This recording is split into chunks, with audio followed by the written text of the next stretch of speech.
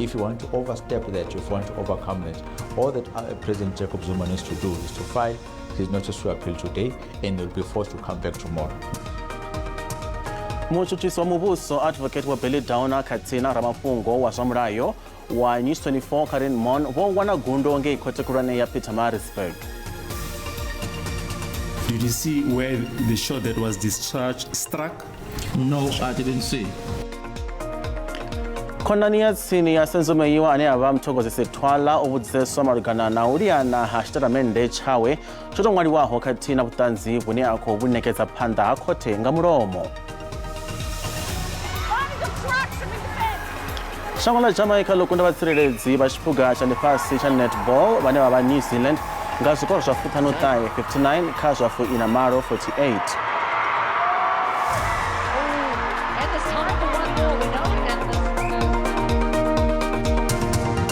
Da lokovela tikuvatanganedza ka mafhungo a Tshivenda pano ka SABC 2 na ka DTT na ndi pichanduko ligege. Muchuchisi wa mubuso advocate wa Billy Downer Katina Mafhungo wa Zamurayo wa News 24 Karen Mon vo wana gundo nge ikote kurane ya Pietermaritzburg. Khote iyo ombedzera khaphuro yo fhelelaho ya khothe ya imisa zwa uchuchisiwa lwa private habo Downer Katina Mon nga president wa kale wa Jacob Zuma. I think indirectly what has taken place is that the legal actions of Ms. Karen Moore and Advocate Billy Downer of trying to say we do not want to appear in court on Friday have been dealt a blow, because by simply submitting or asking the court to fast track or jump the step of the notice of leave to appeal, if you want to overstep that, if you want to overcome that, all that President Jacob Zuma needs to do is to file his notice to appeal today, and they'll be forced to come back tomorrow. Presidente wa kale wa America wa Donald Trump do weswa milandu ro fhelelaho phanda khothe malugana na chikwekwe cha u ṱoḓa u shandukisa mvelelo dza khetho za upresidente miṅwaha miraru yo fhelelaho. Bo Trump vhane vha vha phanḓa kha vhonkhetheni vha ḽihoro ḽa Republican u itela khetho dza maṅwakani vha ḓo senga khothe ya madzhisiṱiraṱa ya Washington DC. Aba presidente wa kale wa America wa Donald Trump vho livhana na milandu mina ya khothe ine ya katela tshimbeva cha u fhurela khetho dza America u thivhela vhadzulapo vha America pfanelo yavho ya uri votu dzavho dzi dzhielwe nṱha khathihi na u thivhela mushumo wa tshiofisi. Milandu iyi na tshigwevho cha miṅwaha yo no swika 2 muthu a dzhele. Kha miledza yavho ye vha ṅwala kha zwileludzi zwa madavhidzano, Vho Trump vha ri u hweswa havho milandu ndi ndingedzo dza u imisa fulo ḽavho ḽa u ṱoḓa u khethiwa hafhu ṅwakani sa presidente wa shango ḽa America. U hweswa havho iyi milandu ndi ha vhuraru kha miṅwedzi mina yo fhelaho.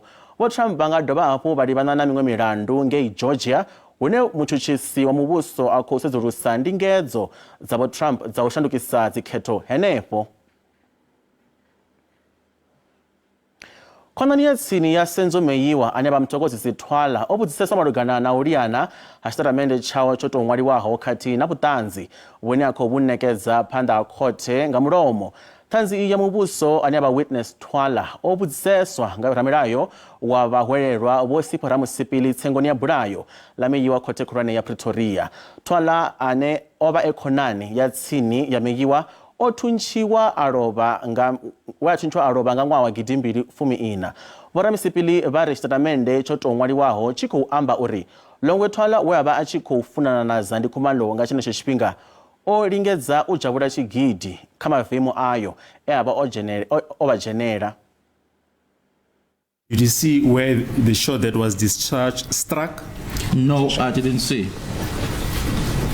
Was that the only shot that you heard? Two, that's the first one, which when I was still in the house, and then the second one was when I was on my way out of the house.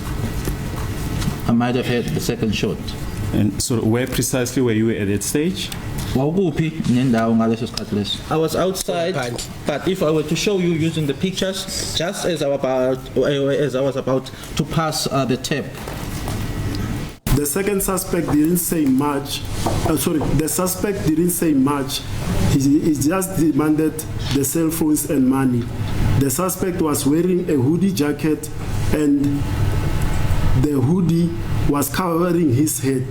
I could see the dreadlocks protruding through the hoodie near his ears. As I've already said, that the suspect demanded cell phones and money, but now the mistake starts here now where he mentions the hoodie, because I've already said that the one with the dreadlocks was wearing a hat, and that's where I could see the head, the dreadlocks. So he's now twisting here or confusing the hoodie as well as the hat. I think the Ngache gentleman, a guy, came into the house, or he came into the house after me. Yes. And I found Senzo there. The only time I left Senzo was when I went to Tumelo to open for Tumelo, and then I came back to Senzo. So I don't know whether he came in at the time when I had gone to assist Tumelo, but eventually I came back to Senzo, and the towel, I'm the one who was assisting Senzo using that towel. Uaruwa sekitara ya pano Afrika Tshipembe ya technology ya nyanda za mafhungo kana ICT vukati ya khaedu zine za vahone ziko khodiwa vukuma nga minista muhasho wa vudavhidzano Vho Mondli Gungubele. Vho Gungubele vho amba mutanganyani wa BRICS wa dzi minister za mihasho ya vudavhidzano. Vho Mondli Gungubele va ri tshumisano iyi ya mabindu i khou kona u fhenya khaedu dzo yaho nga u fhambanana dzine dza kwama mashango khathihi na dzinyambo. Fhano Afrika Tshipembe ho vha na nyaluwo ya mabindu maṱuku na vhukati a zwa thekhinolodzhi ya nyanda za mafhungo. Vhabindudzi vhanzhi vha dzhia Afrika Tshipembe sa hone fhethu hune vha nga bindudza hone kha thekhinolodzhi iyi ya dzhango ḽa Afrika. Our advanced digital ecosystem is powered, amongst others, by more than 300,000 kilometers of fiber laid all over the country by public and private sector stakeholders. Additional to this are more than 8 undersea cables that connect us to neighboring continents, empowering the capacity of our digital ecosystem. Nga ṅwaha wa 2021 sekithara iyi yo kona u wana mbuyelo ya masheleni a R2 biḽioni dza maḓana mavhili fu inararu khoma rathi. South African Connect program is a collaborative effort by the private sector and our state-owned enterprises and aim to connect 5.8 million households, 8,520 schools, 1,764 hospitals, 3,967 clinics, 567 libraries, 8,241 traditional and tribal authority centers. All these will be connected to the internet. Vho Gungubele vha ri vha khou fulufhela uri mutangano uyu u ḓo thusa u khwaṱhisa fulufhelo vhukati ha mabindu, zwine zwa ḓo dovha hafhu zwa thusa u shela mulenzhe kha u sika vhuthihi ha mabindu ane a vha fhasi ha ikonomi ya mashango a BRICS. Mafhungo a dovha manzhi vha songo ṱutshela kule ri a vhuya zwene zwino.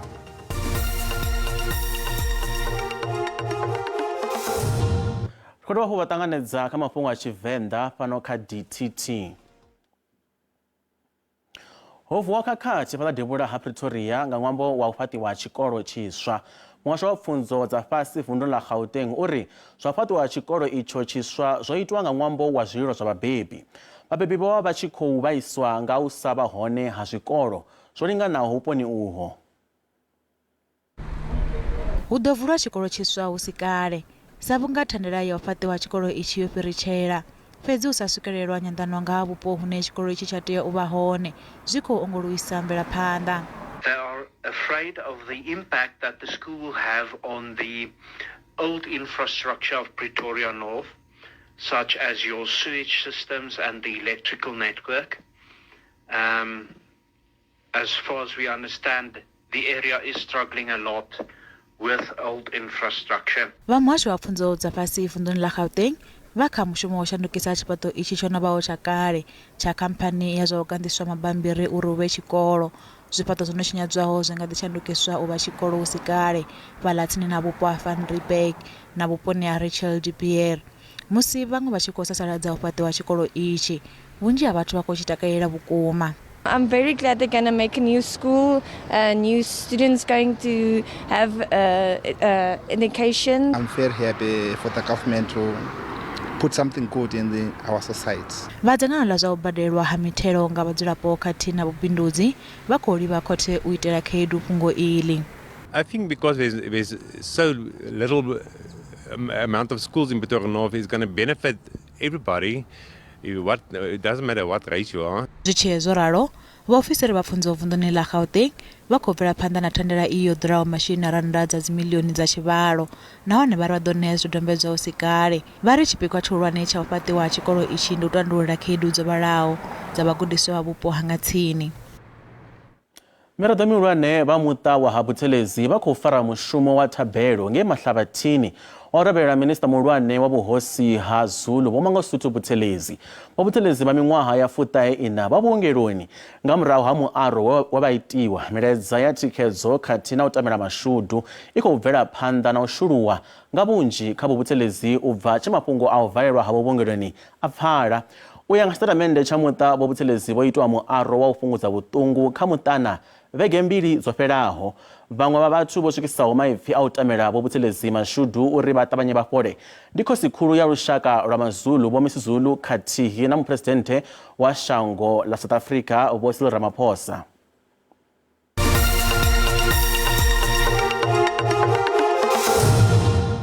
Zwino ri vha ḓisela mafhungo a zwa ikonomi hune rannda ya vhonala yo dzika musi thimamedzwa na maṅwe masheleni malwana ḽifhasi. Dollar ndi 18.73 rand, bondo ndi 23.79 rand, euro ndi 20.48 rand, pula ya Botswana ndi 1.38 rand. Mikovhe fhala JSE inṱha. Kha zwibveledzwa musuku ndi $1,938, platinum ndi $916, oil songo nakiswaho ndi $84.64 nga fagi.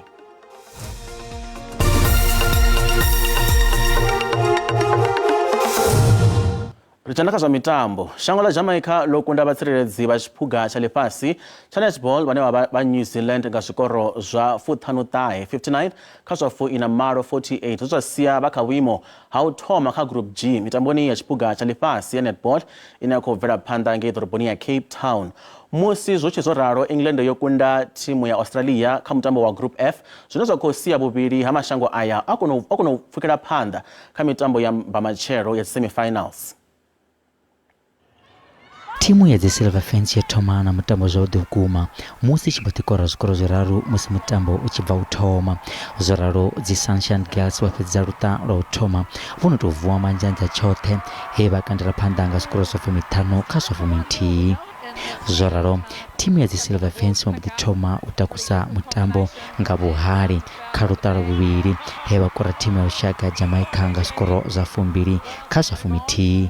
Ngeno Sunshine Girls vha tshi khou kandela phanḓa nga zwikoro zwa 2 kha zwa 2 musi mutambo u tshi awela. Zworalo dzi Silver Fence vho ḓo dovha hafhu vha kandela phanḓa kha timu ya dzi Sunshine Girls kha luṱa lwa vhuraru nga zwikoro zwa 6 kha zwa 5. Well, that is a very good win for Jamaica. He vha fhela phanḓa na u kora zwikoro zwa 4 kha zwa 9. Musi zwi tshi kha ḓivha zwo ralo, timu ya lushaka ya Jamaica i ḓo tamba nga nḓila yavhuḓi he ya fhirela New Zealand nga zwikoro u bva kha zwa 10 u ya kha zwa 10 he ya fhedza yo fhenya kha woneyo mutambo nga zwikoro zwa 59 u ya kha zwa 49. Kha mutambo u tambaho zwino timu ya lushaka ya England yo fhenya timu ya Australia nga zwikoro zwa 56 kha zwa 55 he ya tou vha tswuku vha tshi kolela vhuimo ha u thoma kha tshigwada tsha khethekanyo ya F. Nahone timu idzi vhuvhili hadzo dzo pfukela phanḓa kha luṱa lu tevhelaho lwa mutarisano uyu.